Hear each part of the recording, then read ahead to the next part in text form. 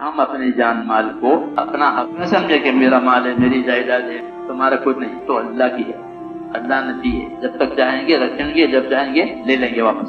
سمجھ آئی دوستو؟ تو جان مال کو اللہ تعالیٰ کی امانت سمجھنا ہے۔ کیوں؟ تاکہ حق ادا کرے گا۔ جو امانت سمجھے گا وہ حق ادا کرے گا، جو اپنا سمجھے گا وہ خواہش پوری کرے گا، اپنے جان مال سے خواہش کا نقشہ بنائے گا، اور جو امانت سمجھے گا وہ اس سے حق ادا کرے گا۔ وہی تو امانت ہے، حق ادا کرنے کے لیے دی ہے۔ اس لیے میرے بھائیوں، جماعت میں نکل کر اپنا مزاج اطاعت کا بنانا ہے۔ کیا بنانا ہے؟ کہ میری زندگی اطاعت والی بنے۔ جب اطاعت والی بنائیں گے تو حق ادا کریں گے، خواہش والی زندگی بنے گی تو تھوڑا حق ادا ہوگا۔ مزاج بنانا ہے اطاعت والا، اس لیے بار بار اللہ کے دعوت مل گئے کہ مزاج اطاعت کا ہو جائے۔ کیا ہو جائے؟ مزاج اطاعت کا مزاج، یہ بس بات ماننی ہے، اور ادب کے ساتھ اطاعت، عظمت کے ساتھ اطاعت۔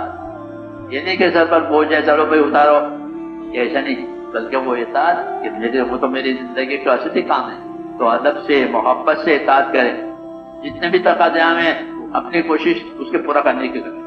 کیوں کہ جان مال کو اللہ نے بطور امانت کے ہم کو دیا ہے تاکہ اس کا حق ادا کرے۔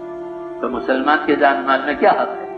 کہ مسلمان کی جان مال میں سب سے پہلا حق یہ ہے کہ وہ اپنی جان مال سے اللہ کے دین کا مددگار بنے۔ بات سمجھ میں آ رہی ہے یا سو گئے بیٹھے بیٹھے؟ کہ اپنی جان مال میں سب سے پہلے وہ اللہ کے دین کا مددگار بنے، کہ اپنی جان مال کو اس طرح استعمال کرے کہ اللہ کے دین کو پانی ملے۔ کھیتی کو پانی ملے گا وہ ترقی کرے گی، پانی نہیں ملے گا تو سوکھ جائے گی۔ تو مسلمان کے ذمہ دو کام ہیں، ایک استقامت، ایک نصرت۔ ایک کیا؟ استقامت، کہ اپنے دین پر ہر حال میں قائم رہنا ہے اپنی طاقت کے مطابق، سستی نہیں کرنی ہے۔ سستی کرنا منع ہے۔ جو لوگ سستی سے نماز پڑھتے ہیں ان کو سستی کی سزا ہوگی، سستی کا عذاب ہوگا۔ اہتمام کے ساتھ نماز پڑھنے والوں کو اہتمام کی فضیلت ملے گی، سستی سے پڑھنے والوں کو سستی کی سزا ہوگی۔ یہ قاعدہ ہے۔ کیوں؟ اللہ بہت بڑے ہیں، اللہ بہت بڑے، ان سے کوئی بڑا نہیں، تو بڑے کے کام کو سستی سے کرنا سوچنے کی بات نہیں۔ اتنا بڑا اللہ، اس کے کام میں سستی؟ کوئی سرکاری آرڈر آوے تو آدمی کی نیند حرام ہو جاتی ہے۔ تو میں نے کہا سب سے پہلے جان مال کو کس پر لگانا ہے؟ یہ جان مال کو سب سے پہلے مسلمان کا فریضہ ہے کہ اپنے جان مال سے سب سے پہلے اپنا دین کا مددگار بنے۔ اور مددگار بننے کا مطلب ہے کہ دین سیکھے، اس پر قائم رہے، اور دین کے لیے محنت بھی کرے، ایسی محنت کرے کہ جس سے لوگوں کے لیے راستہ بنے۔ ہماری محنت کا یہ مقصد ہے کہ ایسی محنت کرو کہ عام لوگوں کے لیے راستہ بنے۔ جیسے سرکار سڑکیں اور پل نہیں بناتی، پل بناتی ہے سڑک، کیوں؟ کہ لوگوں کے لیے راستہ بنے، کاروبار خوب چلے گا، دور دور تک لوگ اپنا کاروبار میں جائیں گے۔ کیوں؟ سڑکیں بہت اچھی ہے، ضرورتیں پوری کریں گی۔ ایسے ہم محنت کریں گے تو راستے کھلیں گے، اس کے لیے لوگوں کے لیے دین کے راستے کھلیں گے۔ اس کو نصرت کہتے ہیں۔ کیا کہتے ہیں؟ کہ ایسی محنت کرو ایک ایک کے پاس جا کر کے راستے کھل جائیں۔ تو راستے کھل گئے۔ اب دیکھو محنت ہوئی تو راستے کھل گئے۔ اب مسجدیں چھوٹی ہو گئی۔ 50 سال پہلے مجھ کو یاد ہے یہ مسجد میں لوگ ٹھہرتے ہی نہیں تھے، اعلان ہوا کہ پک گئے، اعلان ہوا اور پک گئے۔ بہت مشکل پڑتا تھا لوگوں کو روکو بٹھاؤ۔ اب اللہ کا شکر ہے کہ راستہ کھل گیا، اب مسجدیں چھوٹی ہو گئی، نمازی بڑھ گئے، تو لوگوں کے لیے راستہ کھل گیا۔ ایک محنت ہوئی ہے، لیکن یہ محنت ابھی ہماری عبادت تک پہنچی ہے، آگے بہت دین باقی ہے۔ کہاں تک پہنچی؟ عبادت تک، کہ لوگ عبادت کرنے والے ہو گئے، نمازی ہو گئے، حاجی ہو گئے، روزے رکھنے والے، صدقہ دینے والے۔